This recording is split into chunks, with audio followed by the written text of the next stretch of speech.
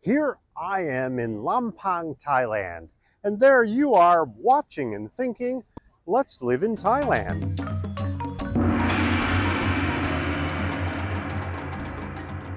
Last week you learned how to rent a place to live in Thailand.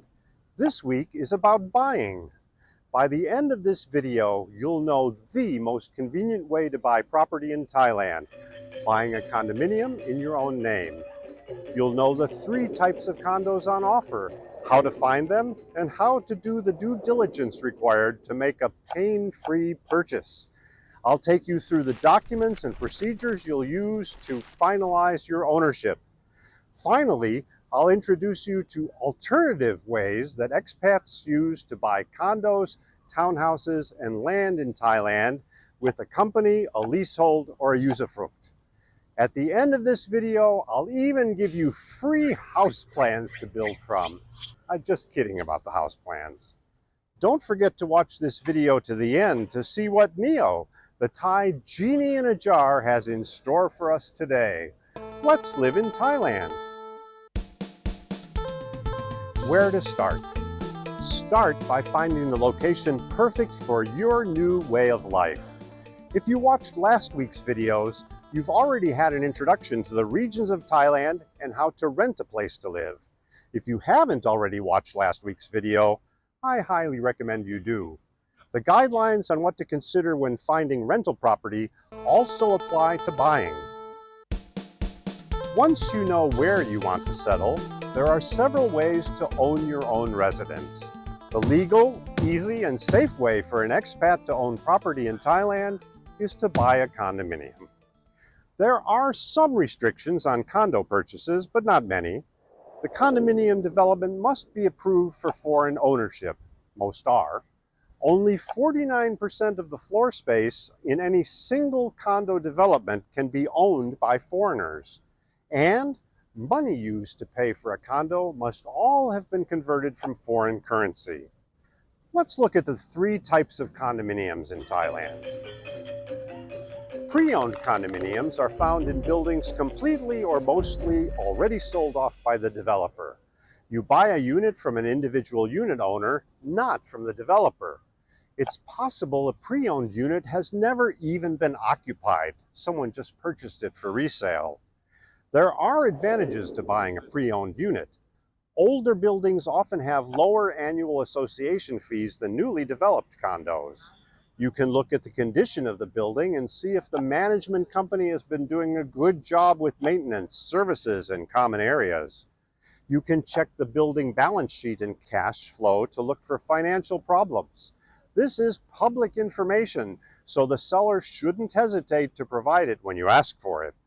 And generally, when you buy a pre-owned unit, you have flexibility to negotiate the deposit, the price, and who pays the fees at the land office.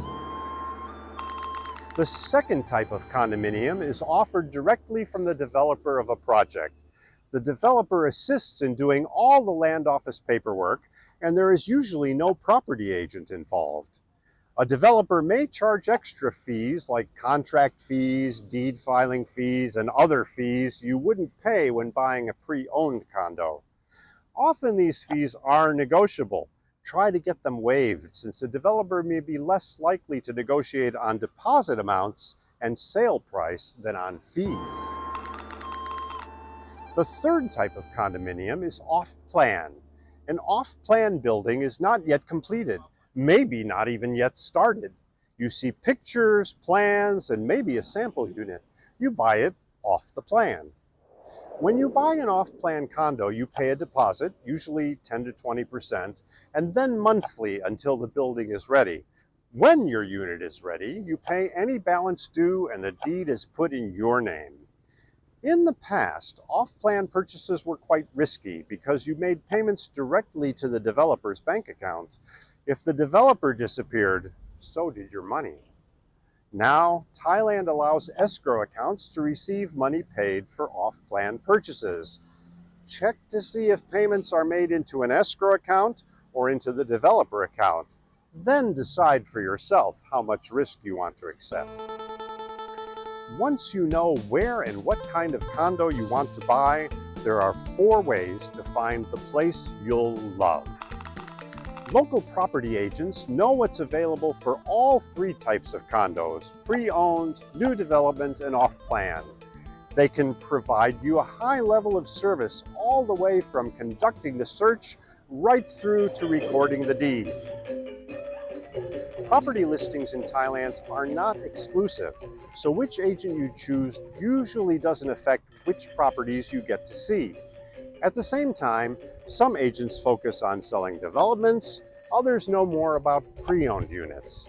Find an agent you like by searching online, by word of mouth, or by traveling around and visiting agent offices. There are many online multilingual platforms which show listings posted by agents and private sellers promoting their units. They offer flexibility to search by size, type, location, and price. Find them with an online search. Don't be afraid to ask around. Some of the best deals are found by chatting up locals, both Thai and expat, to see if they've heard about anything interesting for sale. Locals have a lot of insight into locations, building quality, what's hot and what's not. If you're already living in a rental, because you were so impressed by last week's video, there's a great opportunity to chat up the neighbors. Just remember, everyone's taste isn't the same. Temper any recommendations with your own judgment. If someone seems too eager to help out with more than just advice, it's best to decline. A trick that experienced buyers use is finding properties on online platforms or by word of mouth, and then visiting the building in which the property is located. Stop by the management office and see if they know of any units available. If there's an agent office in the building, they'll often know of newly offered units before anyone else. Sometimes they know owners personally and can clue you in on the best ways to negotiate a good deal. Once you've found your perfect home, do your due diligence. Review the association financial statements, cash flow, and building regulations. Know exactly how much you will pay each year for association fees. When you buy a pre-owned unit, this information must be readily available. A new project may only have preliminary regulations and projected financial statements. The association fees will already be fixed though, and check the reputation of the developer. An off-plan purchase may not have any of this information, except for the association fees. Insist on seeing the deed for the land on which the building sits. With that, you can verify representations of what the association really owns. Sometimes amenities like pool and parking garages are not located on land owned by the association. They're just supplied contractually. In the future, you can lose those amenities. Don't neglect to check future development plans for nearby property, which could obstruct your view, create construction noise for a long period, or compromise your privacy. Finally, whatever you buy, you can hire a lawyer to review contracts and other documents. For instance, you need to see if the deed has any encumbrances like bank debt. If it does, additional parties might have to agree to allow transfer of the deed to your name. Oh yes, your name. Your name on the deed will be transliterated into Thai. Find a Thai-speaking friend who speaks your language well and ask them to help you. The real estate agent or lawyer may also be able to help, but sometimes the result can be amusing. Like the Irish footballer whose name is transliterated to Hungry Gay, Gay Hiu, by Thai sports media. Anyway, make note of your new legal Thai name and keep it safe for when you need it again. Once you've chosen your dream home, negotiated the price and other details, paid the deposit, you'll have a contract in your now shaking hands, ready to sign. Here's what comes next.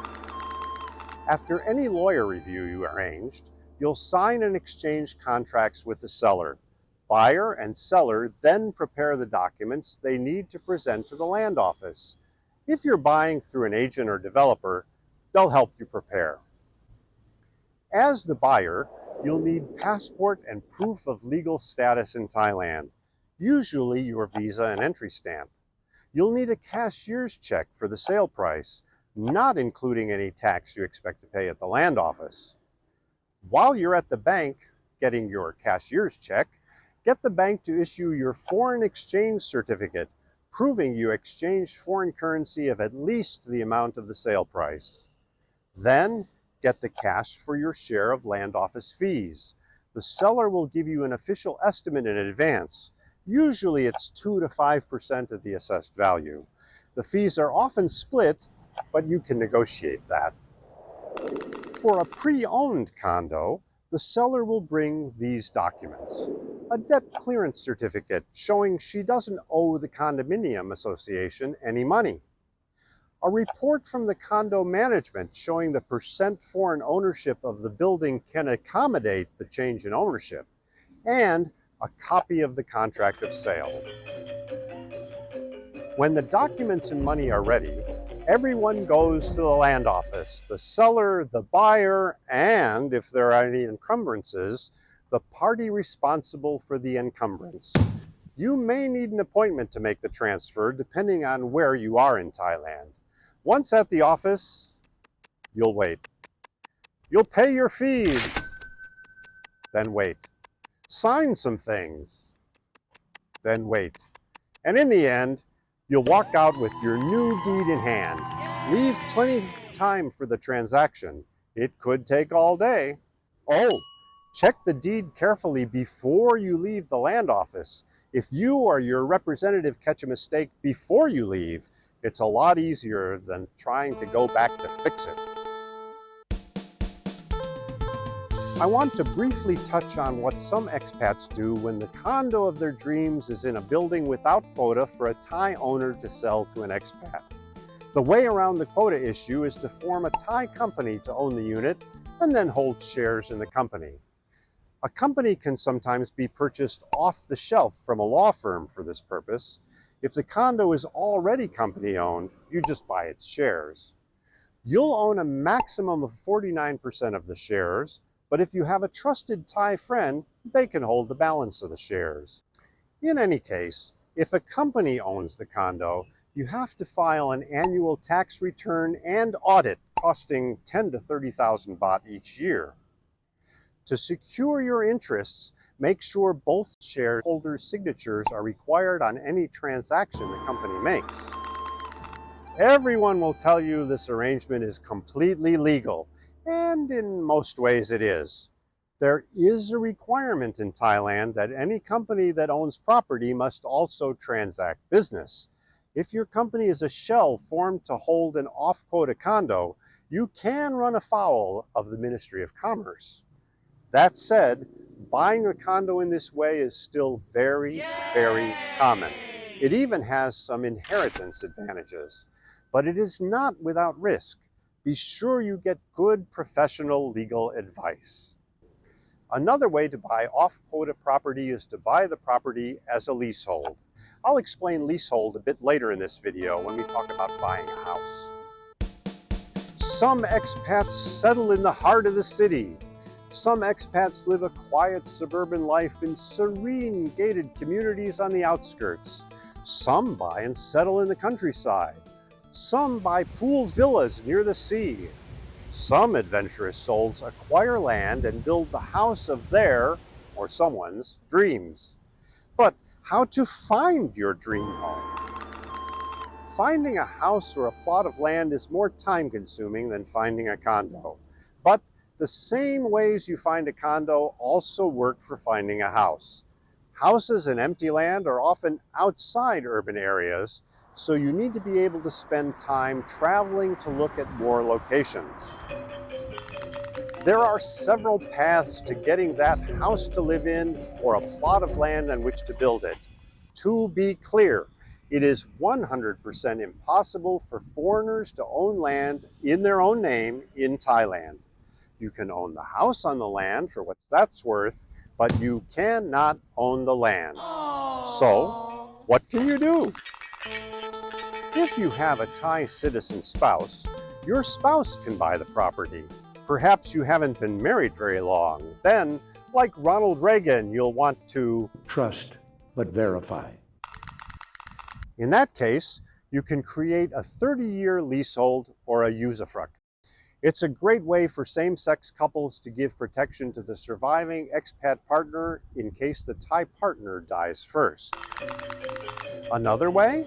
Developers offer pool villas and estates as leasehold packages, which include existing structures on developer-owned property. Many will even build to suit. Okay, so what is this leasehold and usufruct stuff? Essentially, a leasehold is a lease on the property protected under Thai law for a period of 30 years. It usually has an option of 2 additional 30-year renewals. There are differences in rights of lease renewal depending on whether the owner of the property is a Thai individual, a private company, or a public corporation. Understanding your rights under a leasehold can be very complicated. Be sure to use a qualified lawyer if you enter into a leasehold agreement. The other legal method to control property you don't own is usufruct. Usufruct is what it sounds like. You get to use the fruit of immovable property. Usufruct is granted for 30 years, just like a leasehold. Unlike a leasehold, usufruct terminates at your death and the land returns to the owner or her heirs.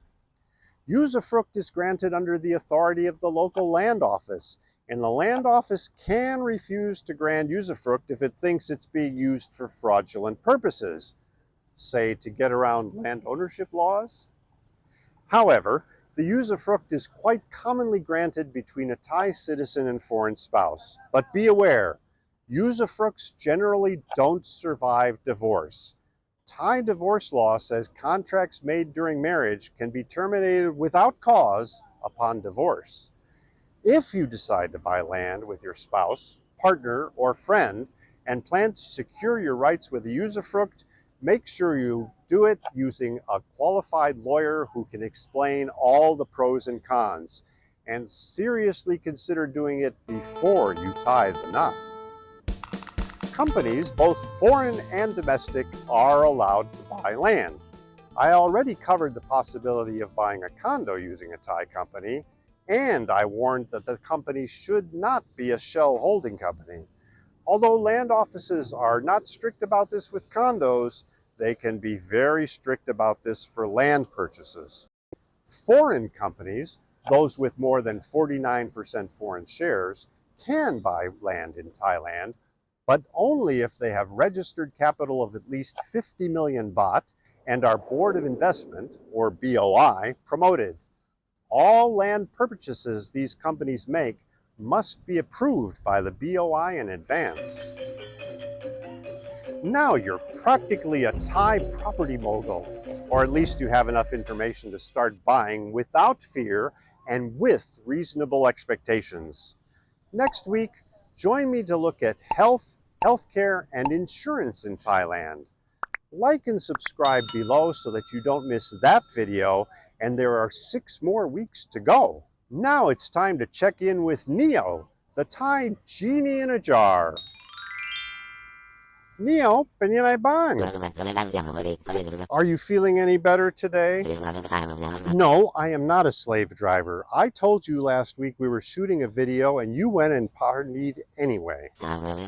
So anyway, this week you told us you were going to tell us about how you became a genie. You were bitten by a radioactive spider? Nieow, the atomic bomb was dropped less than 100 years ago, and you told me you've been a genie for more than 200 years. Oh, lightning struck the chemistry laboratory at the university and you were splashed by the chemicals. The first Thai university was founded in 1917, so that doesn't seem right either. This sounds more like Spider-Man and the Flash. Oh, you were blown up by a gamma bomb. Nieow, that was the Hulk. You're playing with us. I'll talk to you again more next week. My name is Yai, and I love living in Thailand. I hope you will too.